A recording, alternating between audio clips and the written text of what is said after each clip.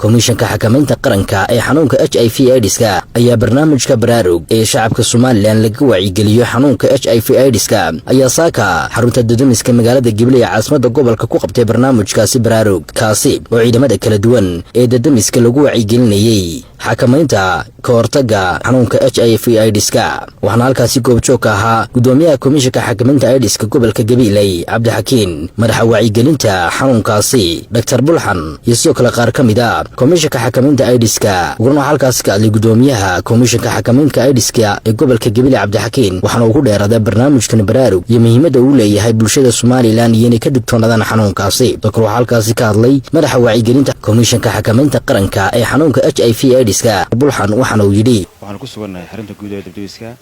ee gobolka Gibiley ujeedada ugu weyn waxaan wadnaa waxa weeye inaan wacyigelin siino anaga wadna barnaamijka baraarug marka aan ugu wacyigelino lafahooga guud ahaan xanuunka HIV-ga sidoo kale aan la wadaagno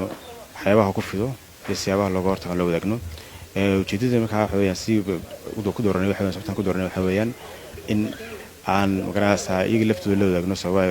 laftooda taxadir uga baraarugsanaan oo ugu baraarugsanaan xanuunka HIV-ga iyo sababay waxa ku fidayo sidoo kalena iyaga laftooda inay uga qayb noqdaan wacyigelinta bulshada qaybaha kala duwan marka waxaan ugu talagalnay barnaamijkani in dhammaan gobollada Soomaaliya laga fuliyo qayb badan gobollada Soomaaliya ka fuliyo waxaan ugu talagalnay in dhammaan ay fuliyaan ciidamada qaranka kala duwan sida booliska dadweynaha militariga asluubta soo kale ardayda shaqo qaran marka dhammaan programka waxaa lagu talagalay in dhammaan gobollada qaranka Soomaaliya laga fuliyo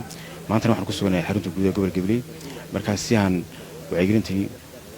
ugu talagalnay si magaraasa barnaamijkan iyaga laftooda ugu digno oo taxadir uga sameeyaan kuna baraarugsanaadaan xanuunkan inuu ka jiro dhammaan caalamka oo dhan marka waxaan ugu talagalnay iyaga laftooda nagala qayb qaataan wacyigelinta maadaama dad urursan yihiin dhalinyarna u badan yihiin inna jeesana u badan yihiin marka waxaan ugu talagalnay in dhammaan wacyigelinta siino marka insha Allah ka baxay assalaamu calaykum wa rahmatullaahi wa barakaatuh sokro halkaas ka hadlay taliya ciidanka dibdamiska gobolka Gibiley oo ka mahadnaqay barnaamijkan wacyigelineed hay'adda komishanka xakamaynta AIDS-ka waxa uu sameeyay ciidanka wacyigelin waxaan ciidanka u sheeganaa wacyigelinta inay meelayaan oo ay gaarsiiyaan dadweynaha maadaama ay ka soo dhex toosaan bulsho ciidan urursanna ay yihiin dadweynahana ay gaarsiiyaan wacyigelinta aad baan u qaadanay waxaan soo dhaweynaynaa isku duwaha gobolka xakamaynta AIDS-ka iyo doctorada wacyigelintiina siiyeen aad bayna ugu mahadsanyihiin arrinkaasi annaguna waxaanu gaarsiinaynaa bulshada dhammaan meel kastoo joogto maadaama ciidan aan badan aan nahay ciidankuna uu bulsho ka dhex imanayo waxaanu ciidanka u sheeganaa inay gaarsiiyaan bulshada ay ka dhex yimaadeen oo ay arrintaa weeleeyaan taasi oo bulshada iyo dadweynaha aad ugu muhiim ah waa yalan xaaji telefishinka qaranka Gibiley